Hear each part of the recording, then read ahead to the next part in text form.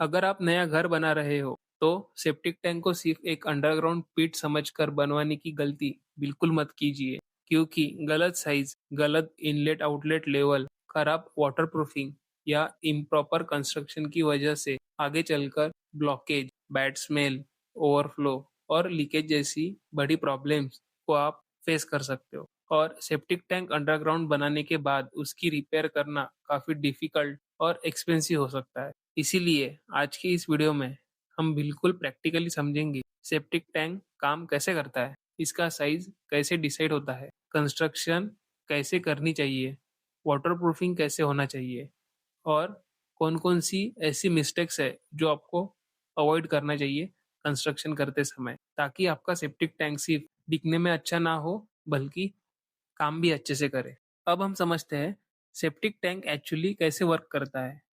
सबसे पहले ये समझते हैं कि सेप्टिक टैंक के अंदर एक्चुअली होता क्या है।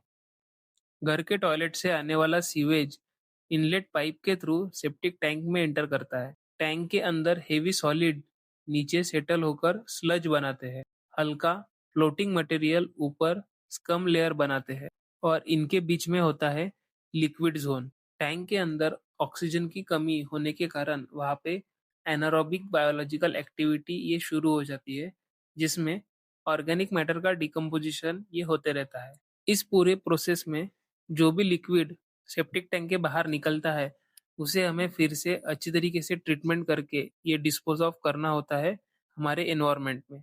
अभी हम समझते हैं प्रैक्टिकल सेप्टिक टैंक का साइज क्या होना चाहिए। ये सबसे कॉमन क्वेश्चन है जब भी हम कोई घर बनाते हैं या ओनर घर बनाता है, तो उनको सबसे पहले आने वाला क्वेश्चन यही होता है कि सेप्टिक टैंक की साइज क्या होनी चाहिए। बहुत लोग बिना कैलकुलेशन के बोल देते हैं 10 बाय 5 बाय 5 फीट का सेप्टिक टैंक बना दो। इसमें 10 फीट आपकी लंबाई हो गई, 5 फीट आपकी विड्थ हो गई और 5 फीट आपकी हाइट हो गई।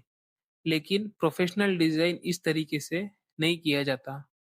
टैंक की साइज डिपेंड करती है नंबर ऑफ यूजर्स पर। Central public health and environment engineering organisation के गाइडेंस के अनुसार हमें एटलीस्ट हमारे घर में 20 से 25 यूजर्स के अकॉर्डिंग या रेफरेंस साइजेस के अकॉर्डिंग हमें हमारा सेप्टिक टैंक ये डिजाइन करना चाहिए।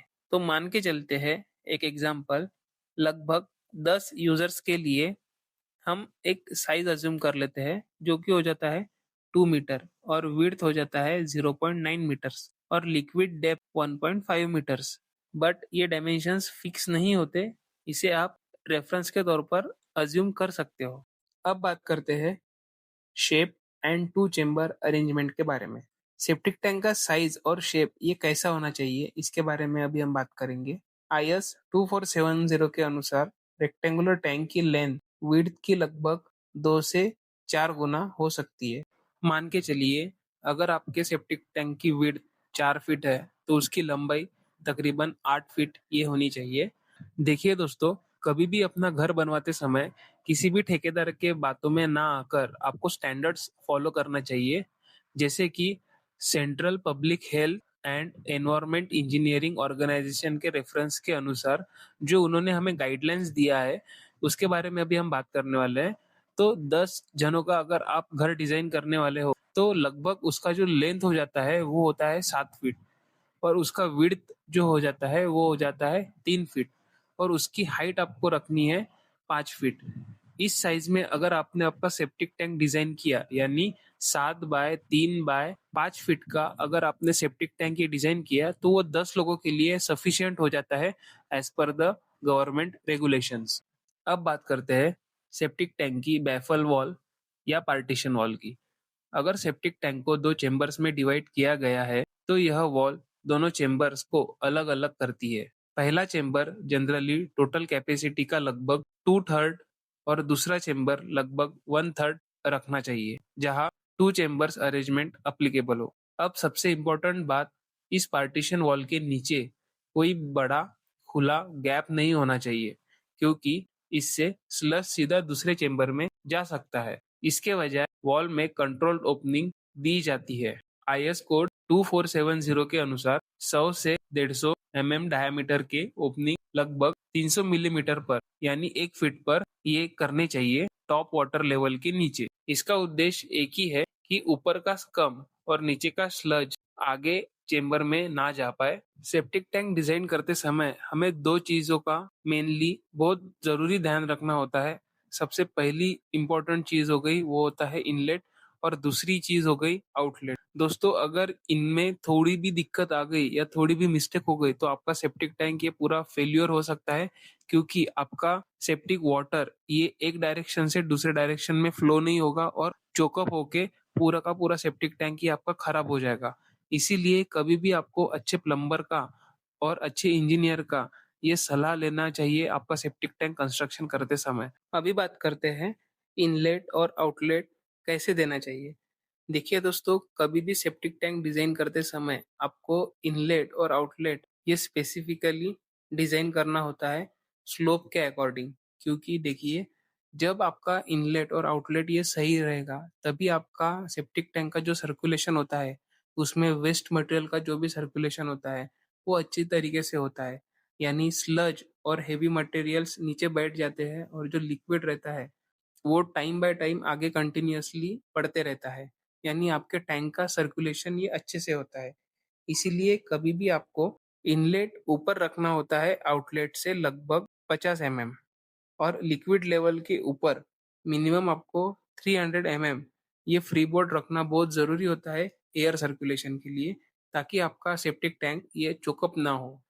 तो कभी भी प्लम्बर से काम करवाते समय आपको ये बातें ध्यान में रखनी बहुत जरूरी हो जाती है। सेप्टिक टैंक का लोकेशन फाइनल करते समय आपको कुछ चीजों का ध्यान रखना बहुत जरूरी हो जाता है, जैसे कि आपके प्लॉट में लोकेशंस कहाँ पे आ रही है आपके सेप्टिक टैंक की, और वहां से पब्लिक सीवर लाइन कितने दूरी पर है, और हमें अच्छा खासा स्लोप ये मेंटेन हो सकता है या नहीं हो सकता है। दूसरी चीज ये होती है कि वहां पे कौन सा भी कॉलम या फुटिंग आपकी आने ना पाए और उसके ऊपर से कौन सा भी बीम जाने ना पाए। इसीलिए आपको सेप्टिक टैंक टोटली इंटैक्ट रखना है। उसके बाद में जब बेस प्रिपेयर करते हो तो आपको बेस को अच्छी तरीके से वाटरप्रूफ ये करना बहुत जरूरी हो जाता है। और आपको एक चीज और इंश्योर करनी होती है कि सेप्टिक टैंक का बेड कभी भी क्रैक ना हो फ्यूचर में, क्योंकि वर्किंग सेप्टिक टैंक को रिपेयर करना बहुत मुश्किल हो जाता है। उसके बाद में जब आप उसकी वॉल कंस्ट्रक्शन करने वाले होते हो तो 9 इंची की वॉल आपको कंस्ट्रक्ट करनी चाहिए। अगर पॉसिबल हो तो ब्रिक वर्क में करिए। अगर उससे भी स्ट्रांग आपको करना है तो आप आरसीसी में कर सकते हो कंक्रीटिंग के मदद से। और एक बात ध्यान में रखिएगा, वॉल को कंस्ट्रक्ट करते समय वो लीकेज प्रूफ होनी चाहिए। 100% वाटर टाइट वॉल्स आपको कंस्ट्रक्ट करना होता है। उसके बाद टॉप स्लैब जो रहता है, तो टॉप स्लैब कास्ट करते समय आपको प्रॉपरली उसमें रेनफोर्समेंट अटैच करना होता है। स्लैब की मजबूती आपको चेक करनी होती है, क्योंकि अंडरग्राउंड होने के कारण उस पे बहुत सारा लोड ये आते रहता है, सॉइल का, मुरूम फिलिंग का, हमारे घर का। तो वो कभी भी क्रैक नहीं होनी चाहिए, क्योंकि उसको रिपेयर करना बहुत मुश्किल और हेक्टिक काम हो जाता है। सेप्टिक टैंक में पूरा गैसेस ये भरा रहता है, इसीलिए हमें उसको अच्छी तरीके से वेंटिलेशन प्रोवाइड करना बहुत जरूरी हो जाता है। मेंटेनेंस के लिए आपको ऊपर से ढक्कन भी प्रोवाइड करना आना चाहिए, जो कि हो जाता है 2x3 का ढक्कन आपको अच्छी तरीके से प्रोवाइड करना है, ताकि मेंटेनेंस भी हो सके और आपका सेप्टिक टैंक कभी भी दिक्कत ना दे इन फ्यूचर में। तो एक प्रॉपरली वर्किंग सेप्टिक टैंक का सिंपल फॉर्मूला क्या है? Correct size, correct inlet outlet levels, water tight construction, proper ventilation, easy maintenance, और सबसे इंपॉर्टेंट बात, safe effluent treatment and disposal, जो कि एनवायरमेंट को कभी भी डैमेज ना करे।